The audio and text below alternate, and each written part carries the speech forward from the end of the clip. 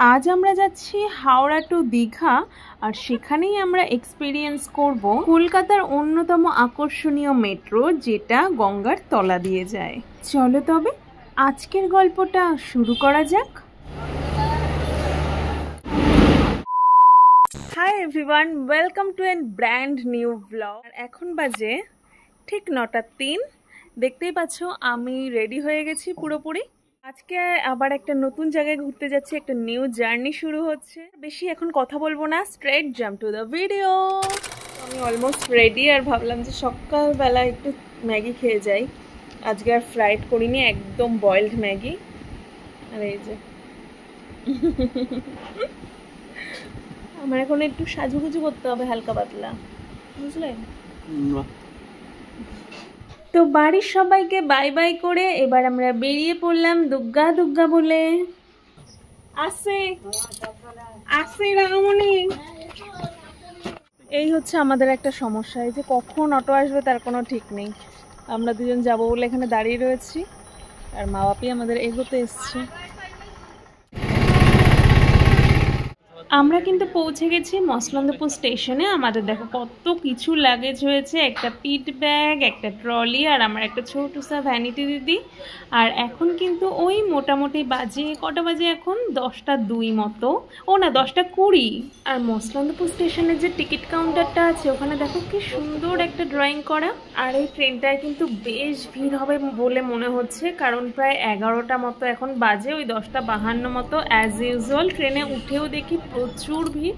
সৌগত তো জায়গায় পাইনি বসার, আমি একরকম কোনো রকম একটু জায়গা পেয়েছিলাম। আর এত গরম না, মানে দরদর করে ঘামছিলাম।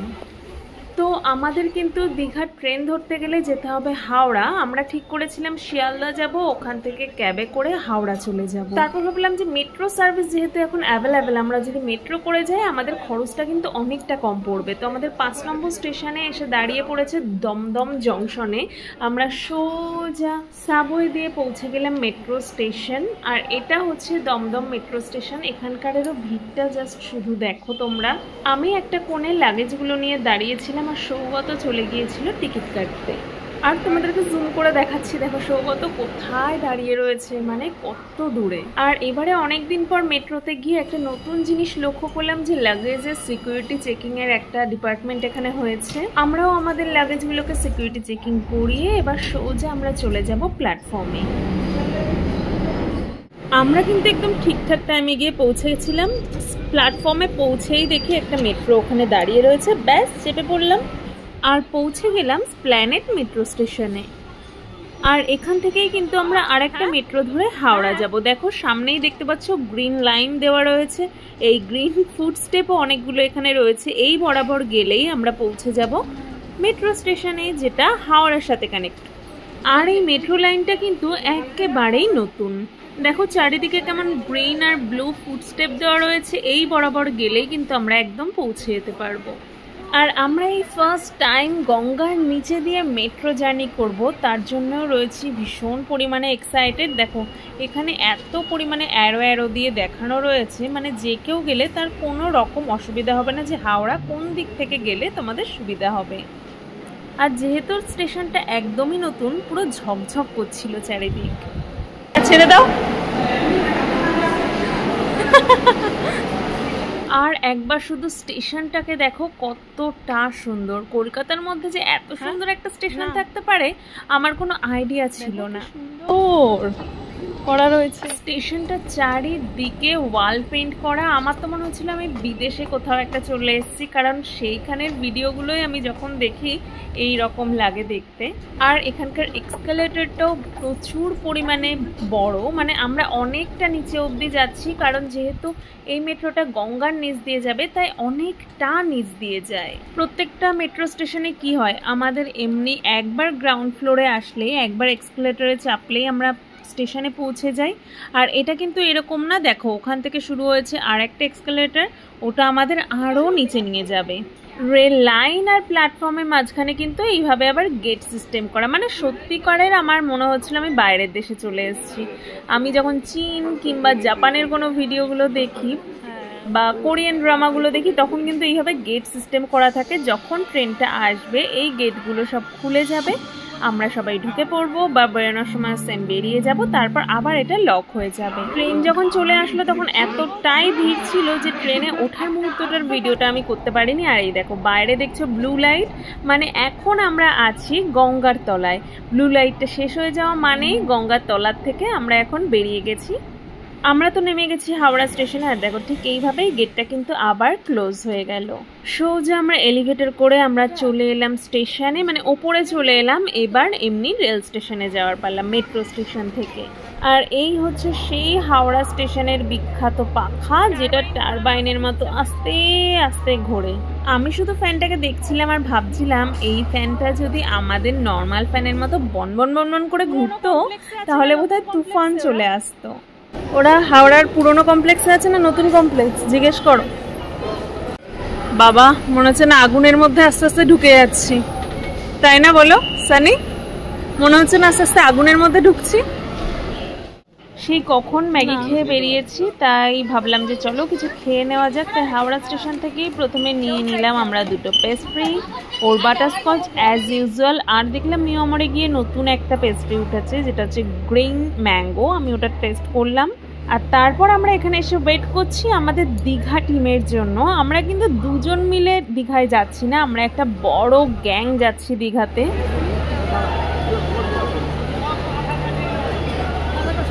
ট্রেন যেহেতু আসতে এখনো অনেক দেরি, ভাবলাম চলো লাঞ্চটাকে সেরে নেওয়া যাক। তাই আমরা চলে গেলাম হাওড়া স্টেশনের মধ্যে যে ফুড প্লাজাটা আছে ওখানে।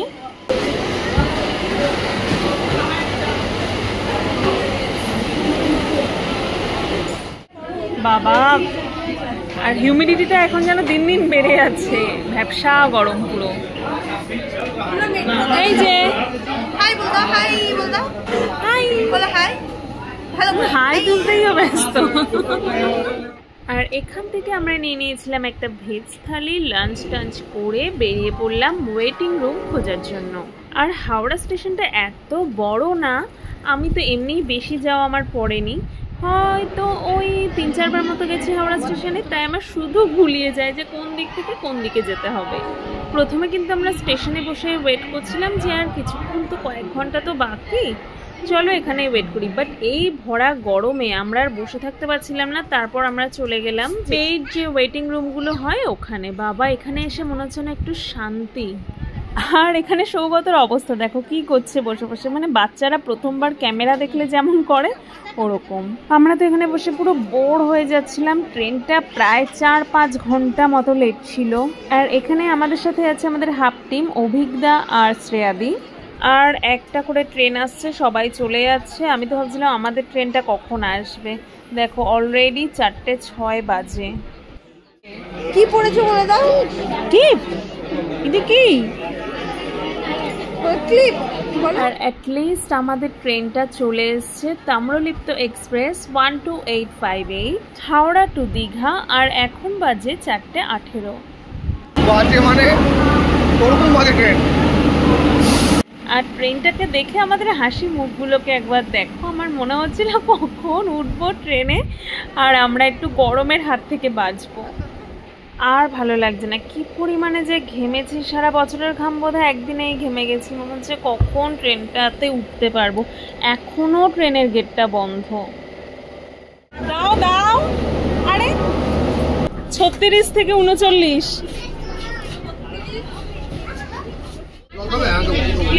মজা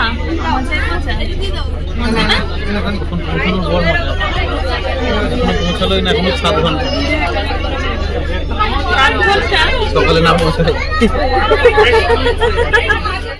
এখন বাজে 4:52, মানে ওই 5টাই মতো। আর আমাদের ট্রেনটা এখন পুরো আমাদের হাওড়া স্টেশন থেকে ছাড়লো।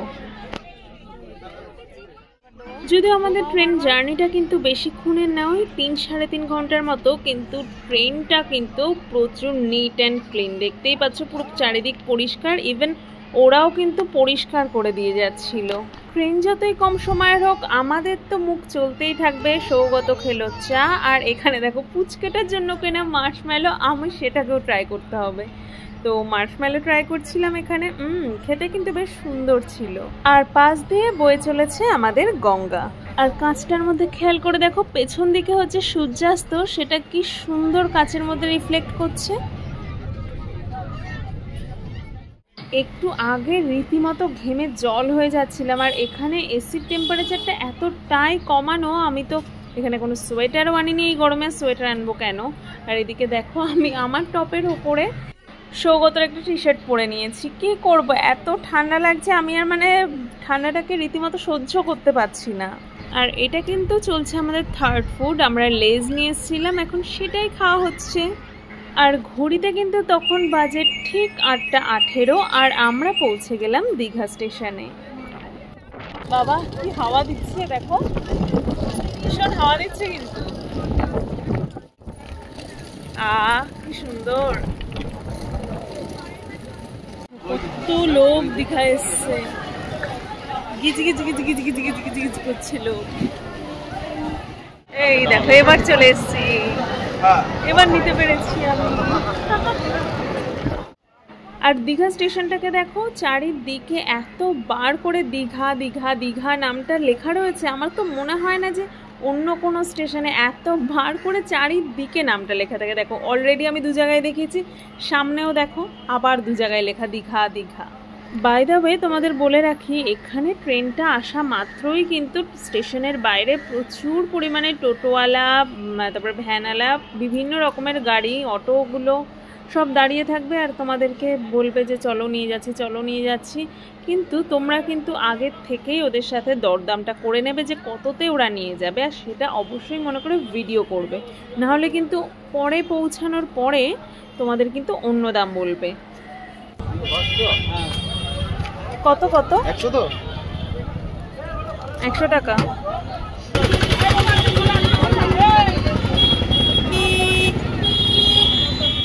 আর আমরা 100 টাকা দিয়ে একটা টোটো ভাড়া করে চলে যাচ্ছি হোটেল। আর এই হচ্ছে সেই দীঘার বিখ্যাত জাহাজ বাড়ি। আমরা কিন্তু দীঘায় অলরেডি পৌঁছে গেছি আমাদের হোটেলে, আর এই হচ্ছে নিউ সি হর্স হোটেল। আর চলো এবার তোমাদেরকে রুমটা দেখাই। আর এই হচ্ছে আমাদের এসি রুমটা, যেখানে রয়েছে একটা ডাবল বেড, তার এইদিকে পাশেই রয়েছে একটা ওয়ার্ড্রপ, আর তার সাথেই হচ্ছে একটা dressing table. And this is me. আর এই ওয়ার্ড্রপের মধ্যে দেখো একটা ব্ল্যাঙ্কেটও দিয়ে দিয়েছে, আর ওয়ার্ড্রপের ঠিক সামনেই রয়েছে একটা টি টেবিল, আর এপাশে রয়েছে একটা ব্যালকনি।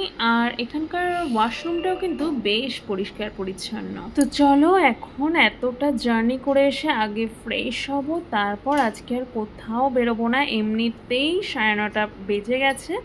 ও আজকে ডিনারে কি ছিল সেটাই তো তোমাদের জানানো হলো না, একটা পটলের তরকারি আর ছিল চিকেন আর ভাত। তো চলো আজকের মতো গুড নাইট, চলো তবে আজ যাই, আসবো আর একদিন।